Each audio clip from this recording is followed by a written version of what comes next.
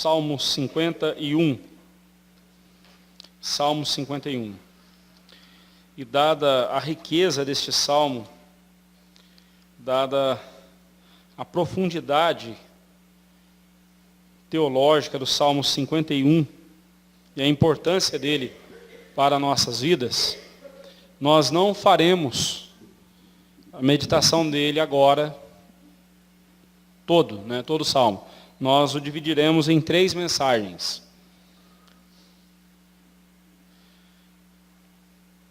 Com a sua Bíblia aberta, vamos orar ao Senhor mais uma vez. Glorioso e majestoso Deus, cuja santidade e pureza nada há que se possa comparar. Estamos, ó Deus, diante da Tua palavra, a qual nos traz a profunda experiência de arrependimento do Teu servo Davi. Sabemos que somos tão pecadores quanto ele foi, e que tanto quanto ele, também necessitamos de Ti. Agora, ó Pai, quando seremos edificados pela Tua palavra, dá-nos ouvidos atentos e um coração pronto a Te obedecer. Quebranta-nos. Assim oramos em nome de Jesus. Amém.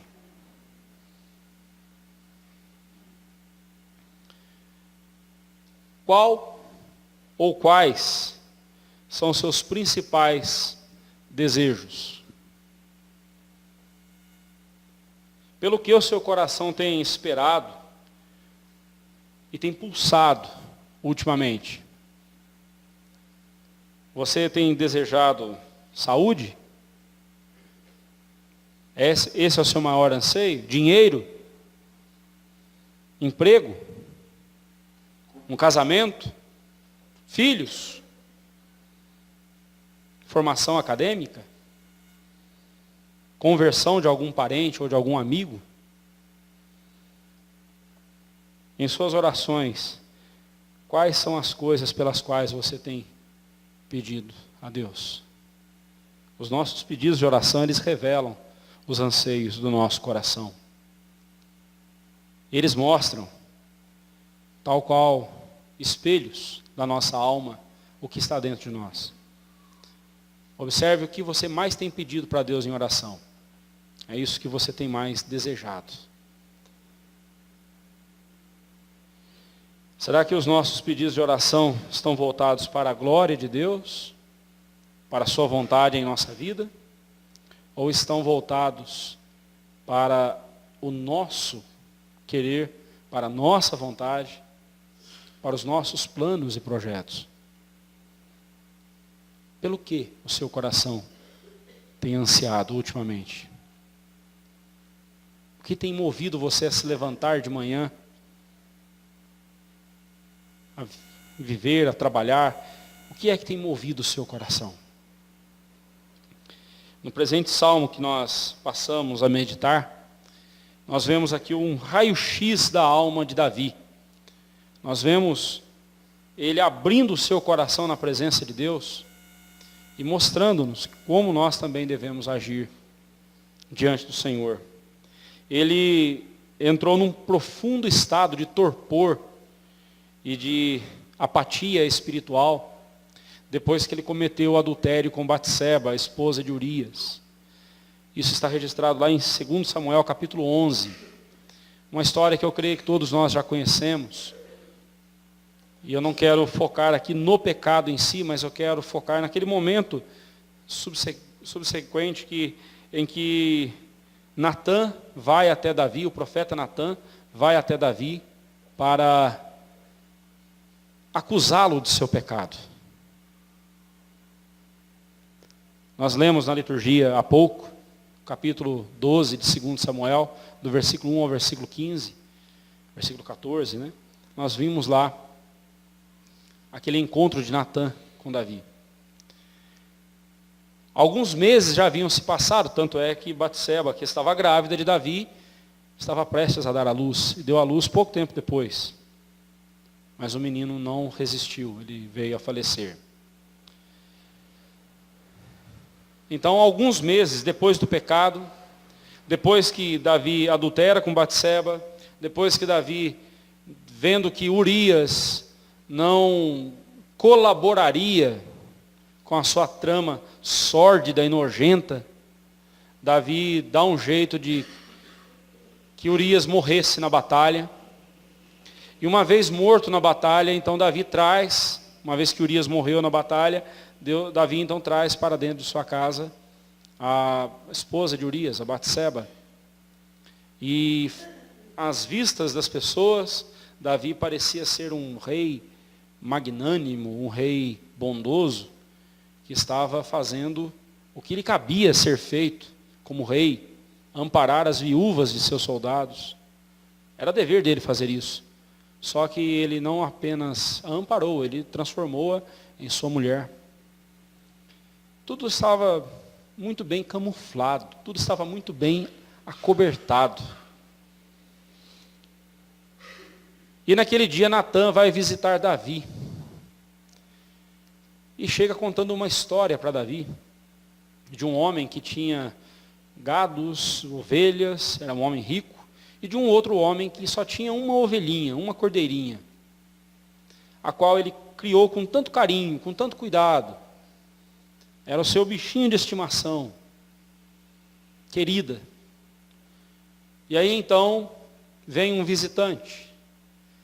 E aquele homem rico, ao invés de pegar umas de suas ovelhas, umas de suas cabras, e fazer um banquete com ela, não, ele vai e pega a única ovelha daquele homem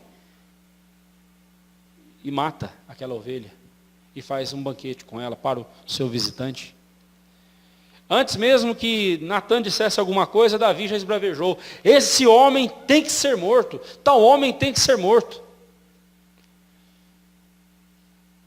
E aí então Natã olha para ele e diz assim: Davi, você é o homem, você é este homem.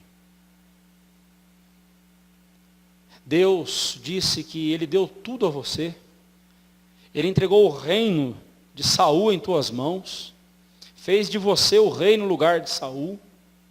Deus concedeu a você riquezas, Deus concedeu a você posses e bens, mulheres. E você desonrou a Deus de tal forma, cometendo tamanha atrocidade. E então, Natã, Deus através de Natã, confronta Davi, diante do que aquele homem furioso, que já queria matar o tal homem da história, agora já não é mais um homem furioso, mas é um homem totalmente envergonhado e foi descoberto no seu pecado. Então, ao ouvir a sentença da boca de Natã, Davi somente diz, com pesar: pequei contra o Senhor.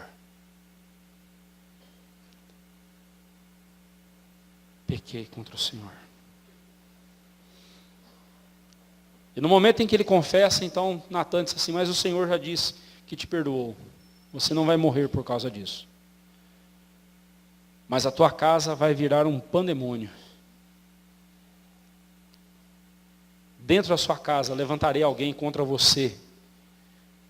E vai fazer com você o que você fez às escuras, e vai fazer com você em plena luz do sol. E quando nós lemos a história de Absalão, filho de Davi, Absalão, ao usurpar o trono de seu pai, Absalão, uma das coisas que ele faz é se deitar com todas as mulheres de Davi, numa tenda, à vista de toda a cidade, desonrando o pai dele. Uma coisa animalesca. A gente vê isso naqueles documentários de animais, de leões, quando um leão mata o chefe da manada, ali o macho alfa, e aí então ele tem as leoas para si, igualzinho um animal. Uma coisa animalesca. Uma coisa pervertida. E então vem essa situação. Começou com a morte daquela criança que Batseba estava gerando. Deus falou: o menino não vai sobreviver. Vai começar por aí. Eu perdoo, mas as consequências do seu pecado ficarão. Tal como uma ferida que se cura, mas a cicatriz fica para lembrar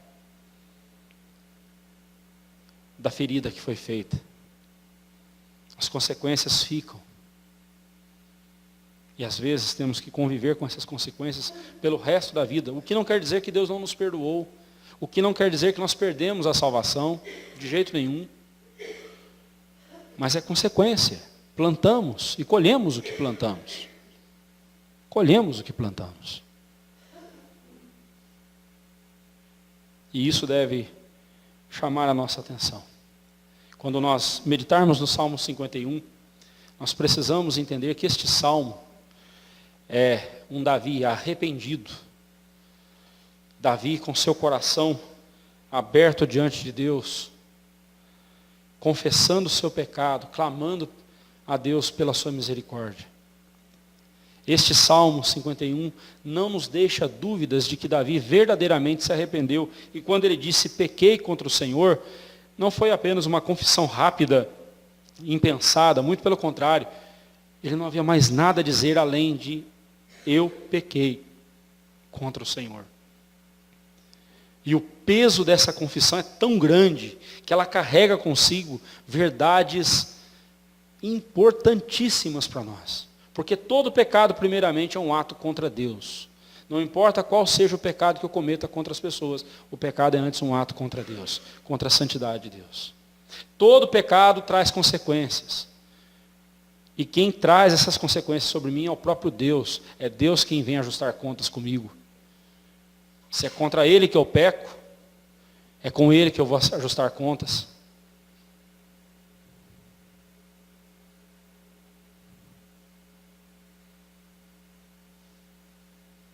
Pequei contra o Senhor.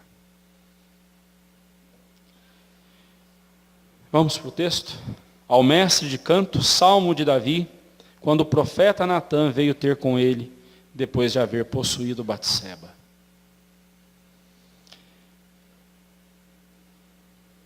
Este salmo nos mostra o anseio, ou os anseios, de um coração arrependido. No começo dessa mensagem eu perguntei para você, pelo que o seu coração mais anseia? Pelo que, ou o que o seu coração mais deseja? E aqui neste salmo nós vemos os anseios de um coração arrependido. E o primeiro anseio que nós veremos hoje, os outros dois nós veremos nas próximas semanas. O primeiro que nós veremos está no verso 1 ao verso 6. Compadece-te de mim, ó Deus, segundo a tua benignidade. Segundo a multidão das tuas misericórdias, apaga as minhas transgressões. Lava-me completamente da minha iniquidade, purifica-me do meu pecado, pois eu conheço as minhas transgressões e o meu pecado está sempre diante de mim. Pequei contra ti somente, e fiz o que é mal perante os teus olhos, de maneira que serás tido por justo no teu falar e puro no teu julgar. Eu nasci na iniquidade, e em pecado me concebeu minha mãe.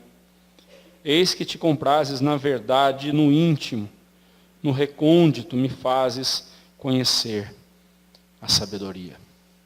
Primeiro anseio de um coração verdadeiramente arrependido. Ele anseia pelo perdão de Deus. Ele anseia pelo perdão de Deus. Davi estivera por meses calado, remoendo o pecado dentro do seu coração, e ele não confessou esse pecado para ninguém. Pelo menos nós não temos nenhum registro de Davi confessando o seu pecado antes desse confronto, dessa confrontação que Natã fez. Pelo menos não antes. O que nos leva a entender que durante meses Davi ficou calado. Agora eu quero que você perceba a conexão deste salmo com o Salmo 50. Porque a conexão desses salmos não é só porque um vem depois do outro. Mas é por que um vem depois do outro? Lembra do Salmo 50, verso 21? Tens feito coisas que eu me calei. Pensavas que eu era teu igual, mas eu te arguirei e porei tudo à tua vista. Davi, por meses, achou que porque Deus não havia confrontado ele, porque Deus não havia trazido às claras o seu pecado, denunciado o seu pecado, Davi já estava achando que Deus, se ele não fez nada, é porque não foi tão grave assim, ou porque não é tão pecado assim. Mas Deus diz: você acha que eu sou igual a você? Você acha que eu sou teu igual? Você acha que eu sou de acobertar pecados? Você acha que eu sou de esconder pecados? Não. Eu sou luz, eu sou a luz, e eu trago às claras os pecados escondidos. E quando Deus manda Natã falar com Davi, Davi não teve outra saída a não ser dizer: pequei contra o Senhor. Por isso agora ele diz: compadece-te de mim. 3 palavras aí nos versos 1 e 2 descrevem o pecado, né? Davi fala: compadece-te de mim segundo a tua benignidade, segundo as tuas misericórdias, apaga as minhas transgressões. A outra palavra que ele vai usar é: lava-me completamente da minha iniquidade. É a outra palavra que ele vai usar: purifica-me do meu pecado. Veja como Davi trata o seu erro. Davi não olha para o seu erro e diz: eu tive uma doença, eu tive um distúrbio, ou eu tenho toque, transtorno obsessivo compulsivo, eu não posso ver uma mulher bonita e eu fico louco. Davi não se desculpou dizendo que era doença o que ele tinha. Davi também não disse: é porque no passado eu fui violentado, no passado fizeram maldade contra mim, e agora eu sou esse homem impulsivo que não consigo me conter. Como a gente escuta tanta gente dizendo, né? O estuprador é pego e ele logo vai dizendo: é porque me estupraram quando fui criança, me violentaram. E é por isso que eu sou assim. E sempre pondo a culpa no outro, nunca admitindo a sua própria culpa. E quando fala de sua culpa, não fala dela como culpa ou como pecado, mas fala como doença, como distúrbio. É muito mais cômodo, é só se encher de remédio depois e pronto, não é mesmo? Ou então, se eu estou doente, você tem que ter dó de mim. Se eu estou doente, você tem que ter pena de mim, porque eu sou doente. Eu não sou o que você está pensando, eu não sou esse monstro. Não é assim?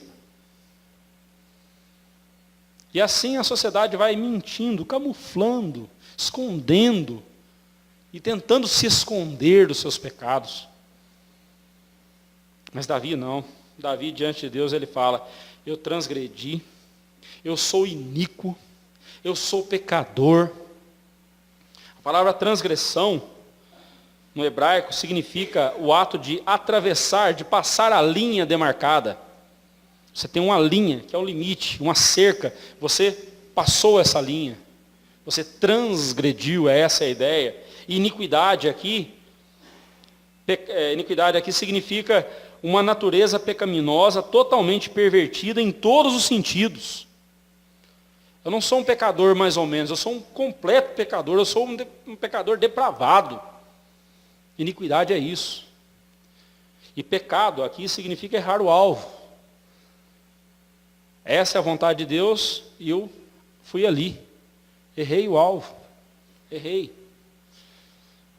São palavras que descrevem uma natureza depravada. Uma natureza que, se não for a graça de Deus, como ele vai dizer aqui, segundo a tua benignidade, segundo a multidão das tuas misericórdias, se não for alvo, se não for essa natureza não for alvo das muitas misericórdias de Deus, da multidão das misericórdias de Deus e da muita benignidade do Senhor, o ser humano não tem solução.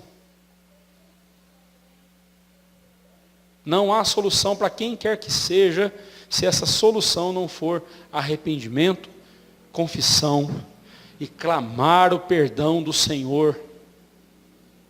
Não haverá solução para a nossa vida enquanto nós não arrependermos-nos dos nossos pecados e clamarmos pelo perdão do Senhor.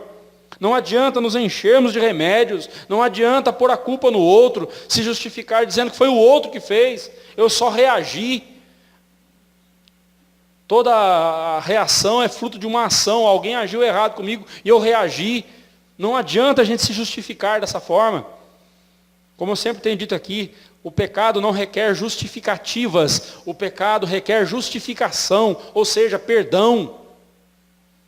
Não adianta eu ficar me explicando por que eu errei, enquanto eu não admitir que eu pequei porque eu sou um pecador e quis fazer a minha vontade e não a vontade de Deus. Davi sabia que ao deitar-se com Batseba, ele estaria adulterando, ele sabia. Mesmo assim ele foi.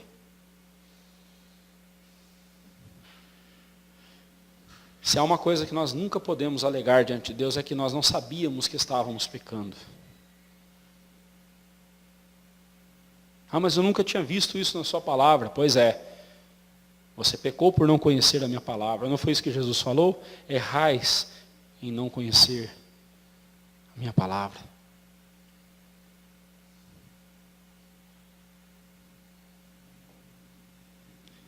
Davi continua falando no verso 3.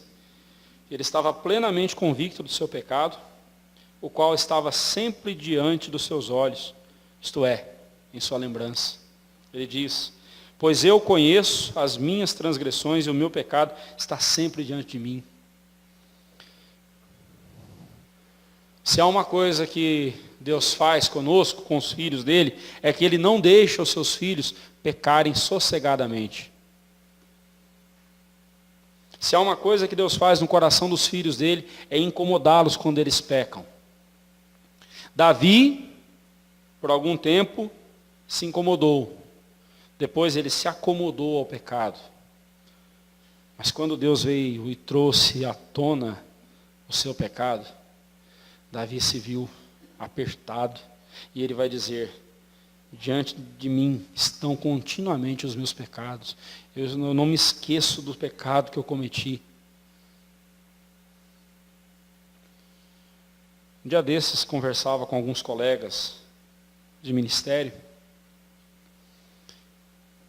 nesses grupos de WhatsApp, e aí surgiu esse assunto que volta e meia tem trazido muito problema: depressão.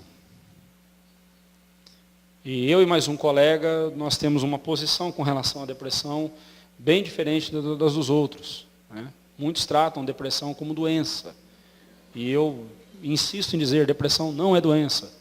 Ela pode ser causada por uma doença e pode até causar doenças na gente, mas ela em si não é doença.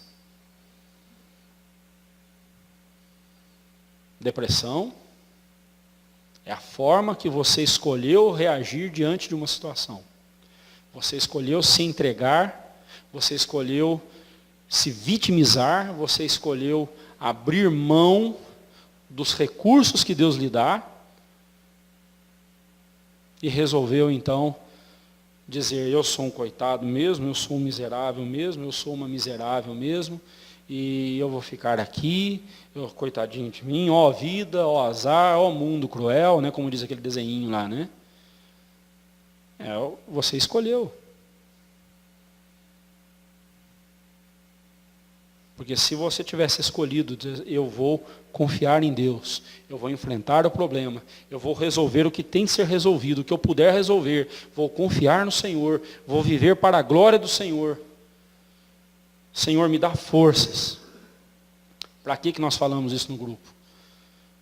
Eu quase que fiquei deprimido. Tanta cacetada que a gente levou. Onde já se viu, não sei o quê.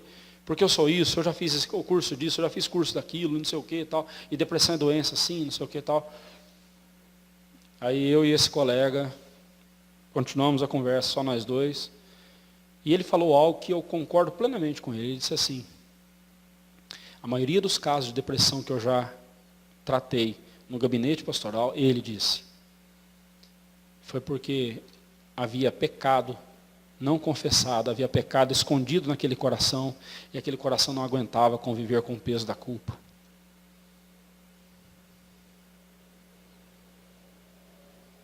Eu sei que isso pode chocar, você pode até te revoltar. Assim, o que é isso, pastor? Você está sendo insensível, mas é isso. Leia este salmo, depois leia o Salmo 32, por exemplo,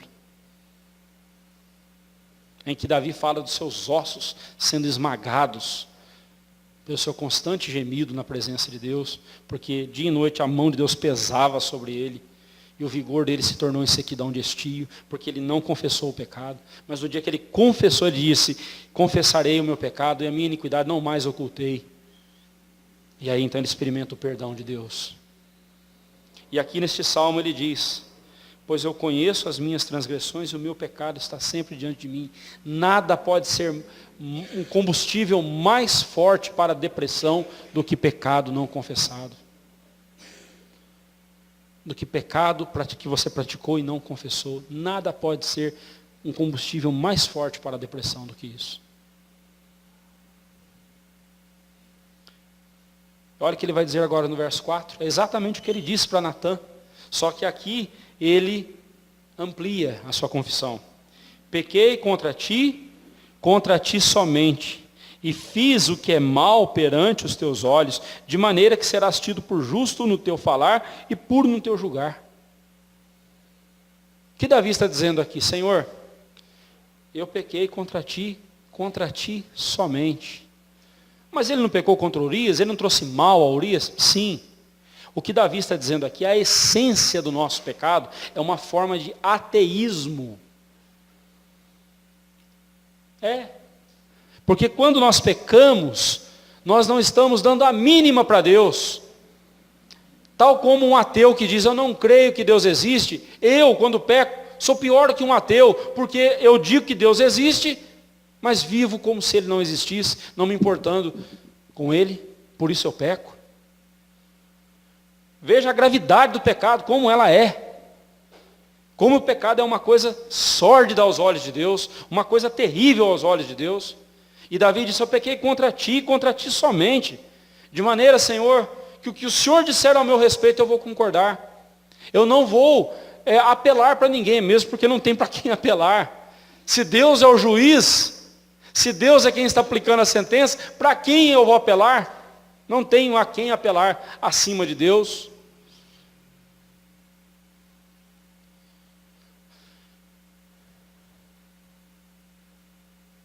O Senhor vai ser justo no seu julgar, e o que o Senhor disser a meu respeito, eu não vou discordar. Não me discordo do Senhor. O Senhor terá razão. O Senhor será tido por justo no teu julgar e puro no teu falar. Desculpa, justo no teu falar e puro no teu julgar. O Senhor não tem erros, o Senhor não erra. Então, se o Senhor me chamar de pecador, eu vou aceitar, porque eu sou o mesmo. Também, se o Senhor me disser que eu estou justificado e perdoado, eu também crerei, porque o Senhor é quem disse, e eu não discuto isso. Esse é um outro erro que muitas vezes nós cometemos. Eu não me sinto perdoado por Deus. Irmão, procura na Escritura um só versículo que a Bíblia diz que você tem que se sentir perdoado por Deus, que você tem que se sentir amado por Deus. Ache um só versículo que diga isso. A Bíblia não diz isso, a Bíblia diz que nós temos que saber, a Bíblia diz que nós temos que crer no que Deus nos diz. Se Ele nos diz: eu te amo, creio. Se Ele me diz: está perdoado, estou perdoado e creio nisso e pronto. Eu não duvido, não posso duvidar. E não tem esse negócio de eu tenho que sentir no coração. Para com isso, irmão. Isso não é bíblico. Não guie a sua vida pelos seus sentimentos. Seus sentimentos são mentirosos. Guie a sua vida pela certeza que a palavra de Deus lhe dá. Guie o seu coração pela certeza que emana da palavra de Deus, porque Deus disse, Ele cumpre, Ele é fiel. Não foi isso que nós cantamos há pouco? Ele vai cumprir o que Ele prometeu.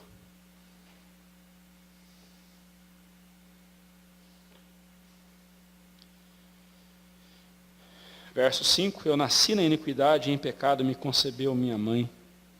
Observe o que ele vai dizer aqui.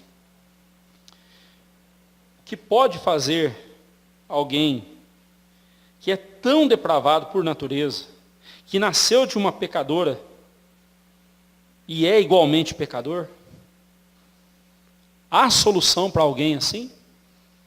Há solução para alguém que nasceu na iniquidade? E veja bem, Davi não está falando aqui de outra coisa senão que nós não somos pecadores a partir do momento que nós tomamos consciência do primeiro pecado cometido. Não.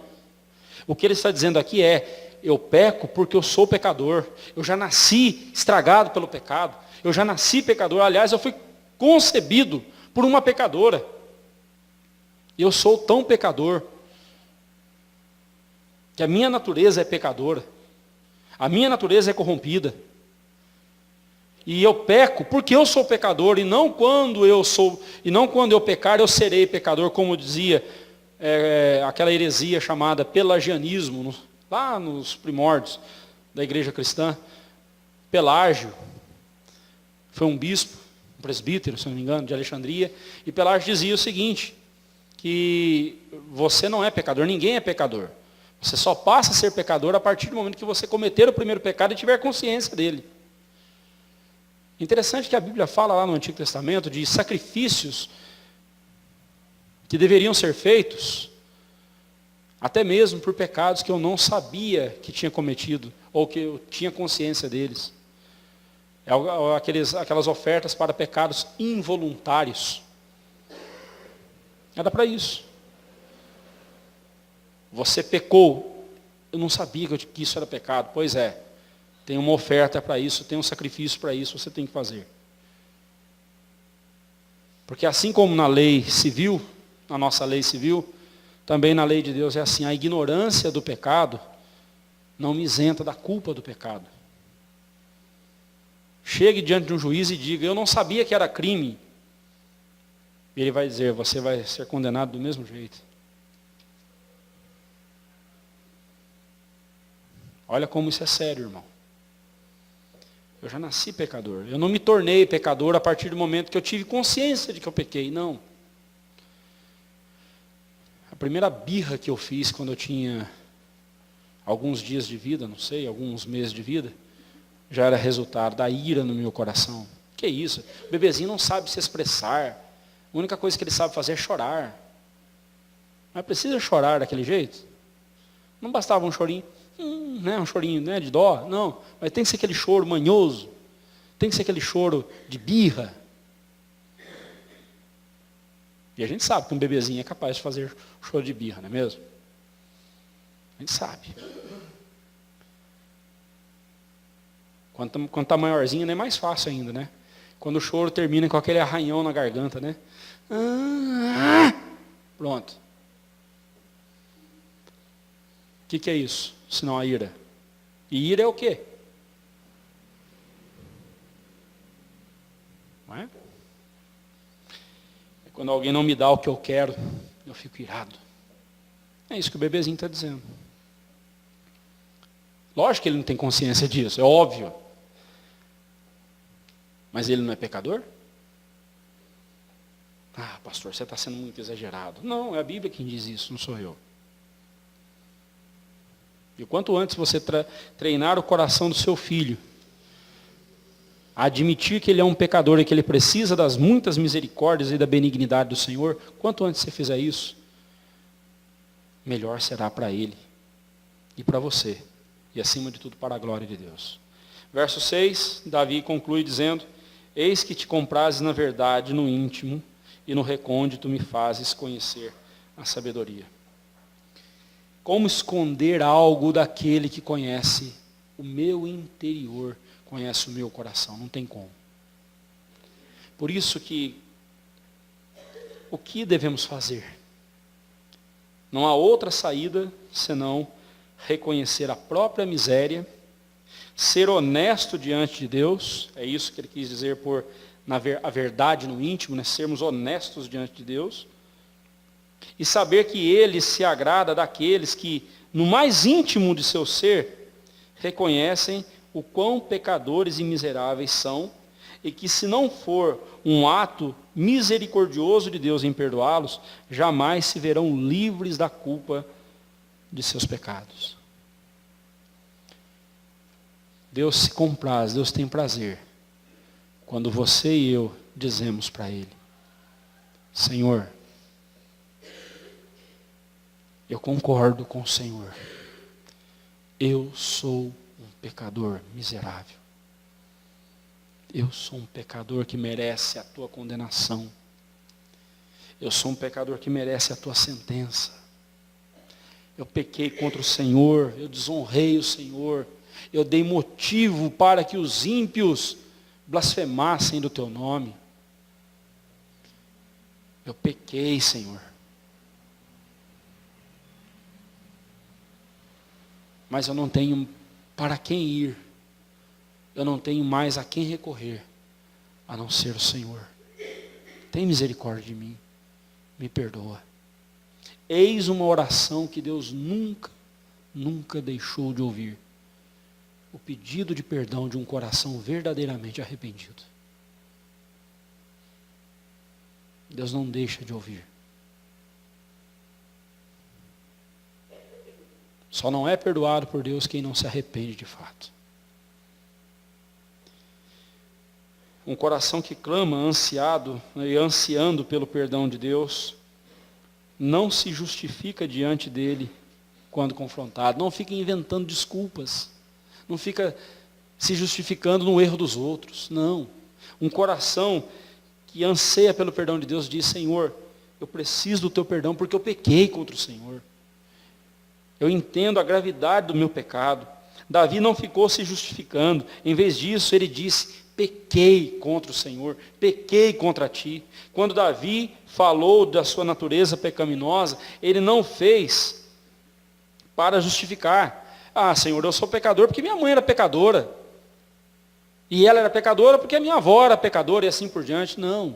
Davi não estava dizendo isso, ele estava dizendo o seguinte: Senhor, se o Senhor não tiver misericórdia de mim, não há solução para mim, porque eu sou estragado na minha natureza. O mal em mim é endêmico. Eu preciso que o Senhor tire isso de mim. Preciso que o Senhor me transforme. E é isso que ele vai pedir mais à frente, nesse salmo.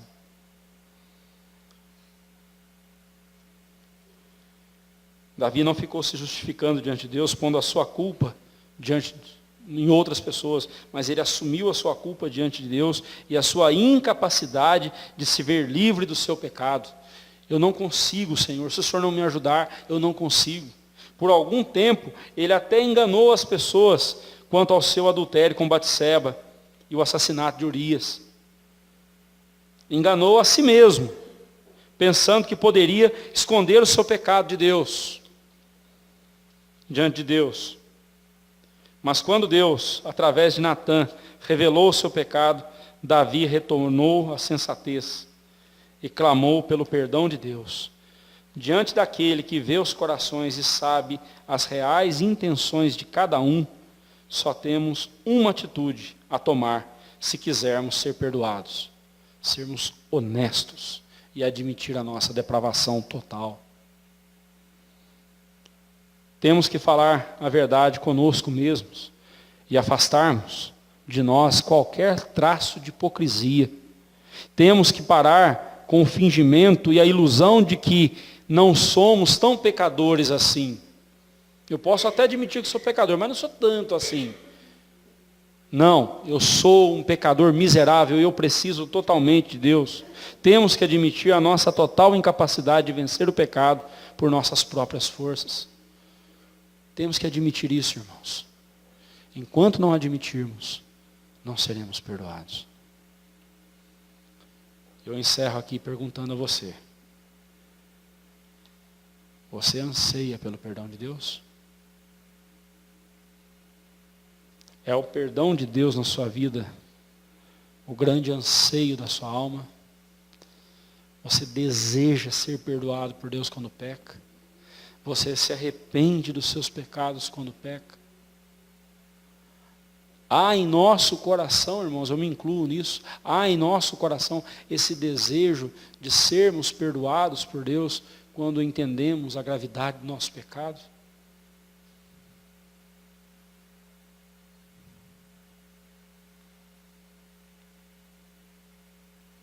Eu vejo a misericórdia de Deus como algo impressionante, maravilhoso mesmo.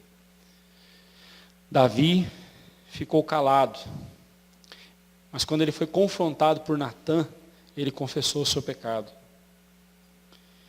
Muitas pessoas acham que quando alguém confessa o seu pecado somente depois que foi pego no seu pecado, esse tipo de confissão não é verdadeira, não é arrependimento. Isso é errado, irmãos.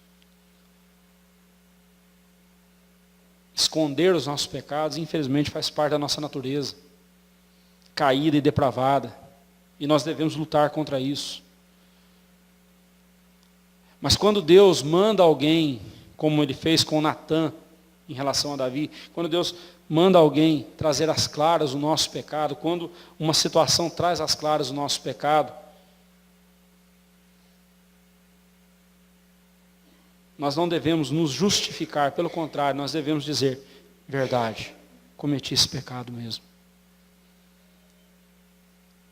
O que não quer dizer que você não estava arrependido, porque você só admitiu o seu pecado depois que você foi pego com a boca na botija, né, como dizem por aí. Não. Não foi esse o caso de Davi. Davi foi pego.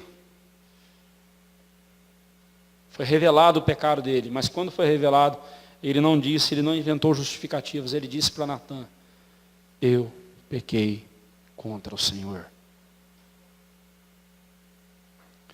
Se porventura isso acontecer com você, o seu pecado ser revelado antes de você o confessar diante de Deus,